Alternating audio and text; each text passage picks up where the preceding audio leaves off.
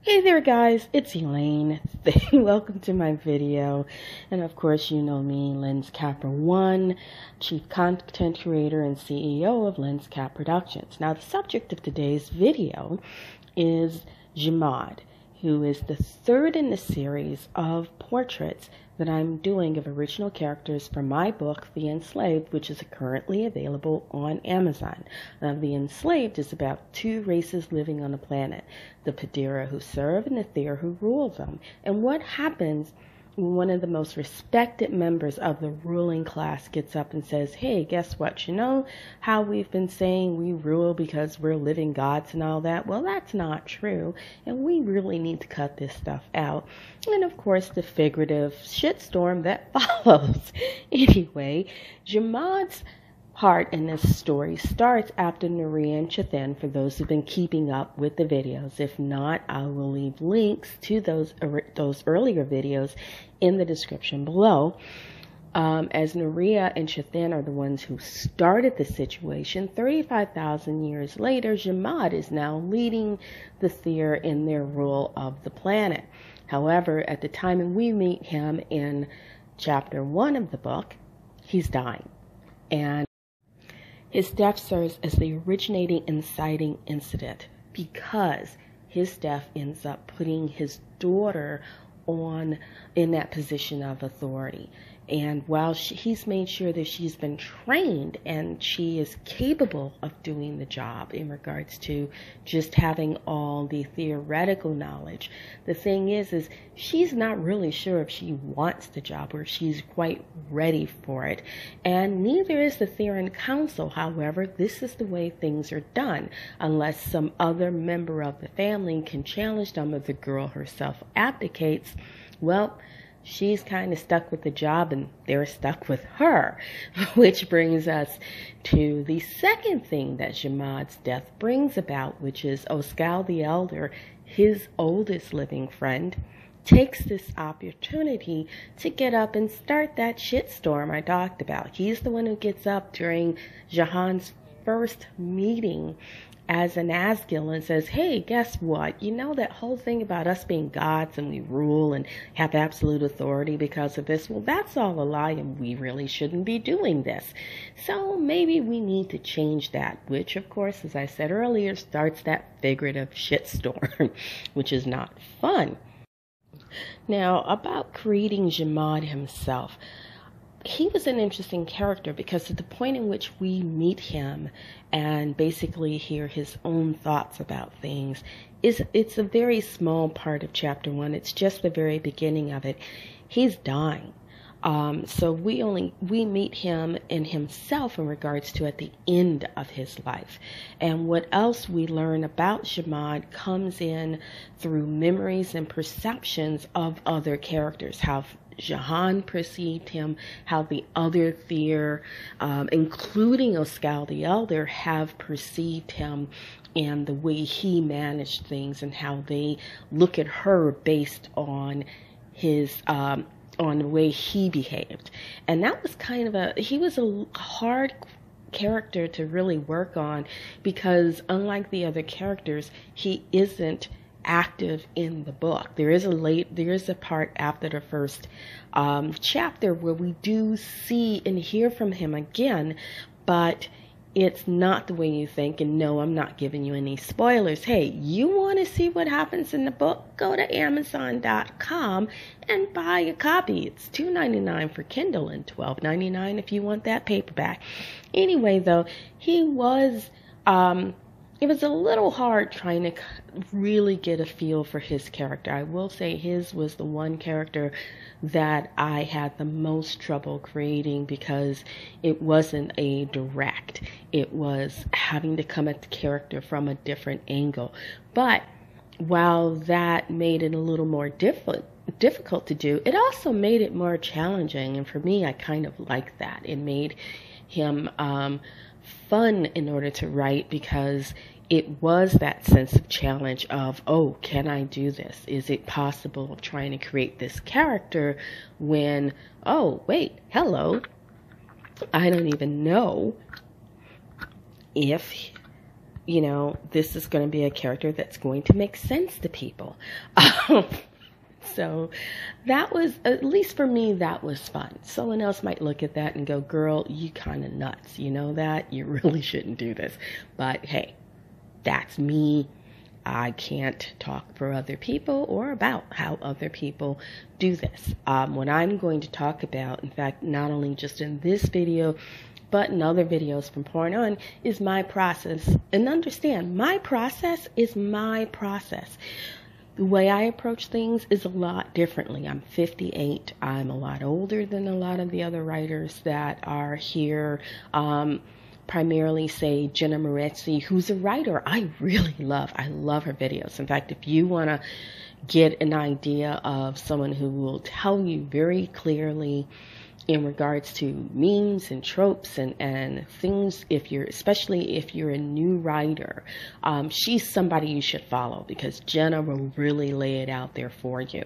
I will share things, but it's definitely in regards to my process as opposed to more general type things.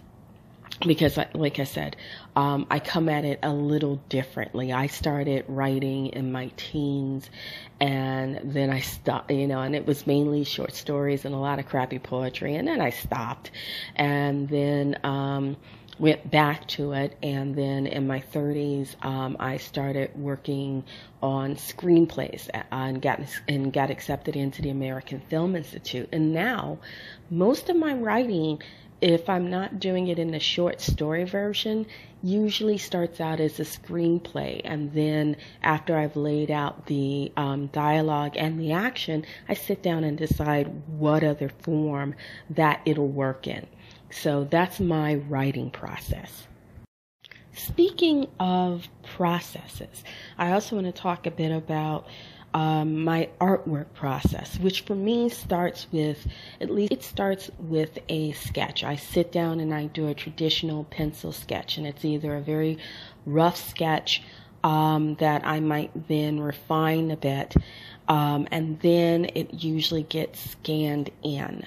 Once it's scanned in, I then pull it into something like either Painter Essentials or Clip Studio Paint, or in this case, there's a lot of jumping between Painter Essentials and Sketchbook Pro. I love Sketchbook Pro. One reason is because it doesn't lag as much when I'm using OBS to record my work, as opposed to Corel Painter Essentials, which does tend to lag a bit more and make it a little harder to get work done.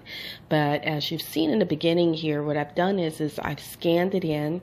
I've then gone over the pencils with either a pen, or in this case, I think it was a very small pencil. I don't think I did, for the initial drawing, was about 0.8 millimeters was the point for it. And what I do is I then redraw the piece, because now I'm trying to get a better feel for that sketch that I was doing. And then once I've got the layers and said, okay, especially with this painting, I usually will work with, if I can get away with it, one layer. But in this case, because I had so much stuff that I was trying to do, I broke it down in different layers. So there is, and if you look in where I'm doing in Clip Studio Paint, you can see there's a layer for, what is it?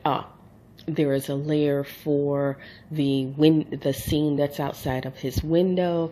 There is a layer for Jamad in bed with his pillows. There's a layer for what I call the hero figure of Jamad, his memory of himself. And there's a layer for the nameplate, as well as a layer for the banner. and then everything gets worked in according to the layers. But usually I tend to use some of the same brushes from one to the other, depending. Clip Studio Paint has a Corel painter brush that I got thanks to Flyland Designs. I bought a bunch of brushes for them, and I love their brushes. I love Bryan's brushes. I think his brushes are incredible, and I will leave a link down to Flyland Designs. He is on YouTube, so you can see what he does. He talks about the brushes that he has, and I will include a link for that down in the description. You can also, I think, find it on my homepage, if not in the description. But basically, I have a few set brushes that I like to use. The airbrush is one of my favorite tools. I will admit. I use a water blender from when I'm blending things or smudging. I use water. I will either use a fine point pen or a fine point pencil as a digital drawing tube, and then if necessary, I start bringing out other things like certain brushes. And with Sketchbook Pro, my favorite thing to use in regards to colors are my Copic. I have the Copic. It came with the Copic library, which I love. I love using all those Copic marker colors. They're just so much fun, especially since I can bring if I'm starting in there, I'm working in there, I can bring those colors into whatever else software I'm needing to switch to. But for this piece, I think I used Clip Studio Paint, Sketchbook Pro, Painter Essentials 6, and to get a few cut and paste things to make sure that they were laid in correctly, I also worked on Paint.net.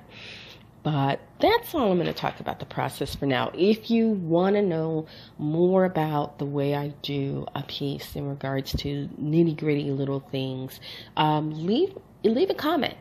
Ask me questions, and then the next time I do a video, I can say, oh, well, this is this and this is that, and then you will know.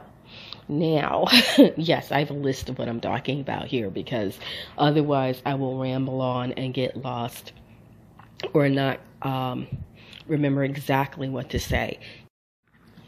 Anyway, what I'd like to also say that, yes, this particular portrait I'm doing, the video is being done in multiple parts because it took quite a long time, much longer than the other two portraits, which actually took quite a bit of time, but I was only able to get suitable footage of the last half of those works. With this one I got earlier in the pencils on through towards some of the final work. And that's, for me, that was a couple of days worth of work. And that's a lot of footage, and trying to take basically 12 to 18 hours worth of footage and smush it into like 25 minutes.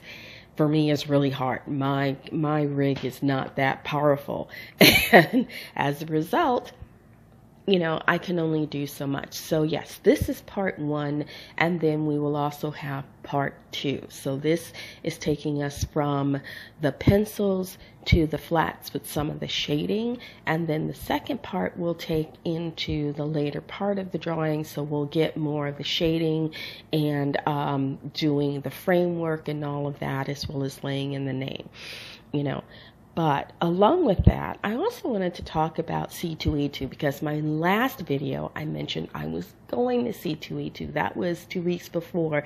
It is now 2 weeks after C2E2. Oh my goodness, I had fun. I had so much fun looking at seeing all the cosplayers. I kept a video diary. In fact, if you go to my Facebook page, and yes, I will leave the link in the description so you can find it. Go to my Facebook page and you'll see a lot of the pictures that I took of people at C2E2. There were some amazing cosplays. In fact, one guy Friday came in as Thranduil, and that Sunday we saw him from a distance, but he was dressed as Hela from Ragnarok. And for a minute, I was like, holy moly, is that Cate Blanchett? It's like, no, can't be, too tall. And then we were calling him over, and when he came, I was like, oh my God. He goes, do you recognize me? He's like, it's Thranduil, dude. So that was a lot of fun. And it was great to actually talk to people about the book one-on-one. When you're doing voiceovers like this, at least for me, it's kind of hard to know what you want to know about the book. So having someone that I'm talking to face to face, and someone asking me, who is your favorite character, who is your least favorite character in regards to creating them a book, was a lot of fun. And I actually sold copies. It was so great to get home, and while I didn't sell every copy that I wanted to sell, I got to sell some copies, which is a good thing. I also got to see an old friend from high school who's now married and has a son, and it was so great to see him and his wife, and she came back on Sunday and we got to spend a little time talking then as well, and it was like so wonderful to be able to connect like that and actually have someone's wife not look at me like, oh, you just trying to take my man. It's like, no, we've known each other since high school, and we were never that way. So that was really great, and it really felt good. And to post on Facebook and have family members and friends coming up and say, oh, you look like you're having fun. You enjoy, girl. You go, girl. That was really great to have that level of encouragement. So that was really great. Though there are some things that the next time I do a con, whether C2E2 or Wakanda Con or anything else, there are some things I learned that I need to do different. And I'm not going to get into them too much. I'll do another, if you really want to know about what it was like to do the con, let me know, and I'll post pictures and makeup and put a video together and talk about those things, and go more in depth. But there are some things I realized that I would really, I would like to do differently. And I'm not going to go too deep into it, but I will say it was a lot. It was 3 days of fun. It was months of preparation to get ready for it. I didn't sleep the week before. I didn't sleep. I slept maybe an hour or so, each night. I was in such a, oh my goodness state. So, I spent the past couple of weeks trying to recuperate, because it was really exhausting after those 3 days, because you had to be there so early. We got there early, and I was getting there early because we were it's when people think you're a dealer, an exhibitor, you just walk right in. No, you don't. You have to go through security, and they want to check your suitcase. They want to check what you're wearing. Are those keys? Where's your phone? Do you have money in your pocket? Is that change? They've got dogs and whatnot, and they're looking at you, and you're looking at them and going, oh, please just let me get to my table, And Sunday I had to do the security thing twice, because the girl who was assisting me and a guy I had made friends there, I got coffee for, which meant I had to leave the exhibition floor to run over to the Starbucks. And oh my God, I don't think they were ever empty, that Starbucks. They must have been full from the time they opened to the time they finally closed. But to get into the Starbucks, get the stuff, and then go, oh wait, I can't just walk up in there. I've got to go back around through security. And wait I can't just jump ahead of everybody else and go, oh, I just got coffee from Starbucks. It's like, no, you got to wait your turn and, act like an adult, which I did, because, being 58, the last thing I wanted to do was get up there and show my ass at C2E2 and get busted or worse shot, because I'm a black woman in Chicago, and that's sort of stuff you have to watch out for. But like I said, it was a lot of fun, but it was so exhausting.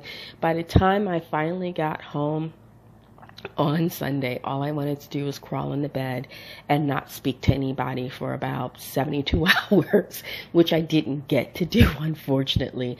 I had to get up and run to the bank the next day and make sure bills got paid.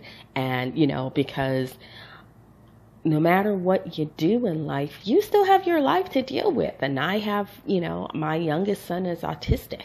And so my oldest son was taking care of him so I could go do my thing at C2E2. Now, last year he got to go to C2E2 and I didn't go because, hello, I had to take care of John. And John, my youngest, he's autistic. And while chronologically he's 28, developmentally he's more like a 4-year-old. So I can't just drag him any and everywhere I want to go. But, you know, and yeah, that makes life a little challenging, but life's not interesting if you don't have challenges. I know people who don't have much to challenge them in life and they're constantly bored. Look at some of the rich people or some of the famous people that we see out there and it looks like they have everything easy. If you look at them sometimes, it's like, especially when you find out things about their lives, they're really bored. So I would say, hey, if you've got challenges in your life, be a little grateful for those challenges. Those challenges will keep you engaged and make it so much sweeter when you get to whatever goal you've got set for yourself. You know, but that's all I'm going to say for that because I've been talking for a bit now. So I just want to remind you guys, The Enslaved is available at Amazon.com and there's a link to my author's page. You can get the Kindle edition for $2.99 and you can get the paperback for $12.99. You know, unless of course you want a signed paperback. Now, if you want a signed paperback, DM me and we can talk about that because I still have some signed paperbacks left over from C2E2. So if you'd like a signed copy of the book, go ahead. But those are $15 plus shipping, just so you know. But the shipping's like $2.50, so it's not like I'm charging serious shipping. So $17.50 per copy. Anyway, if you're interested, DM a sister. Let me know. and I'll get back to you and we can talk about it. Other than that, thank you for listening.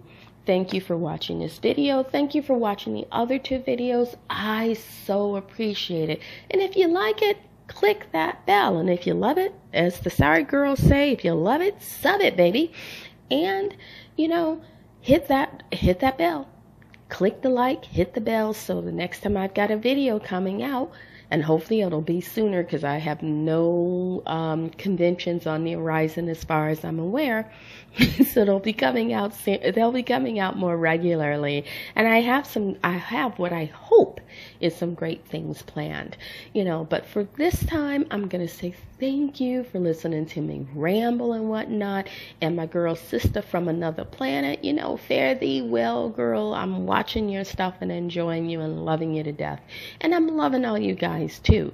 So have a good one. Smooches. Behave out there. Bye.